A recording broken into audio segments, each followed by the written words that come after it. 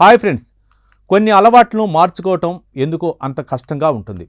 కొందరు చెడు అలవాట్లను సులభంగా వదిలేస్తే మరికొందరు ఎందుకో వాటి నుంచి బయటపడలేరు.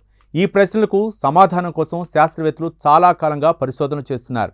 ఇప్పుడు మెదడులో ఉండే ఒక కీలక రసాయనం అలవాట్లను మార్చడంలో ముఖ్య పాత్ర పోషిస్తుందని తాజా అధ్యయనం వెల్లడించింది. అసలు ఆ రసాయనం ఏంటి, అది ఎలా పనిచేస్తుంది, ఇప్పుడు తెలుసుకుందాం. జపాన్లోని Okinawa institute of science and టెక్నాలజీకి చెందిన ప్రొఫెసర్ జెఫ్రీ వికెన్స్, డాక్టర్ గిడియన్ సార్ఫంగ్ నేతృత్వంలోని పరిశోధకులు ఈ అధ్యయనం నిర్వహించారు. పరిశోధన ఫలితాలు నేచర్ కమ్యూనికేషన్ జర్నల్లో ప్రచురితమయ్యాయి. పరిస్థితులు మారినప్పుడు పాత అలవాట్లను వదిలి కొత్త నిర్ణయాలు తీసుకోవడానికి మెదడు ఎలా సహకరిస్తుందో తెలుసుకోవడమే ఈ పరిశోధన లక్ష్యం. దీనికోసం శాస్త్రవేత్తలు ఎలుకలకు ఒక వర్చువల్ మెసేజ్లో దారి కనుగొనే శిక్షణ ఇచ్చారు. కొంతకాలానికి ఎలుకలు ఏ దారిలో వెళ్తే బహుమతి లభిస్తుందో నేర్చుకున్నాయి. అయితే ఆ తర్వాత పరిశోధకులు అనూహ్యంగా నిబంధనలు మార్చేశారు.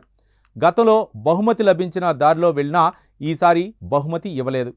ఈ పరిస్థితిలో ఎలుకల్లో మెదడును ప్రత్యేక ఇమేజింగ్ సాంకేతికతో పరిశీలించగా అసిటోయిలోస్కిన్ అనే న్యూరో ట్రాన్స్మిటర్ విడుదల గణనీయంగా పెరిగినట్లు గుర్తించారు. న్యూరో ట్రాన్స్మిటర్లు అంటే మెదడు కణాల మధ్య సమాచారాన్ని పంపించే రసాయన దూతలు. ఆశించిన ఫలితం రాకపోయినప్పుడు అసిటైలోల్కిన్ స్థాయిలు పెరగటం గమనించారు. ఆసక్తికరంగా అసిటైలోల్కిన్ ఎక్కువగా విడుదలైన ఎలుకలు తమ పాత నిర్ణయాన్ని మార్చి కొత్త దారిని ఎంచుకునే అవకాశాలు కూడా ఎక్కువగా ఉన్నాయని పరిశోధకులు గుర్తించారు. అంటే పరిస్థితులు మారినప్పుడు పాత అలవాటును వదిలి కొత్త వ్యూహాన్ని అనుసరించేందుకు ఈ రసాయనం సహాయపడుతున్నట్లు తేలింది.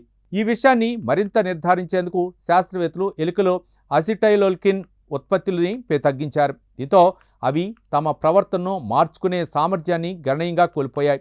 ఆశించిన ఫలితం రాకపోయినా పాత నిర్ణయాల్ని మళ్లీ కొనసాగించాయి. దీంతో అలవాట్లను మార్చడంలో అసిటైలోల్కిన్ కీలక పాత్ర పోషిస్తుందని పరిశోధకులు గుర్తించారు. అయితే అన్ని మెదడు కణాలు ఒకే విధంగా స్పందించలేదు. కొన్ని కణాలు అసిటైలోల్కిన్ విడుదలను పెంచగా మరికొన్ని కణాల్లో పెద్దగా మార్పు కనిపించలేదు. పాత విజయవంతమైన పరివర్తనకు సంబంధించిన సమాచారాన్ని మెదడు పూర్తిగా మర్చిపోకుండా నిల్వ ఉంచేందుకు ఇది సహాయపడవచ్చని శాస్త్రవేత్తలు భావిస్తున్నారు.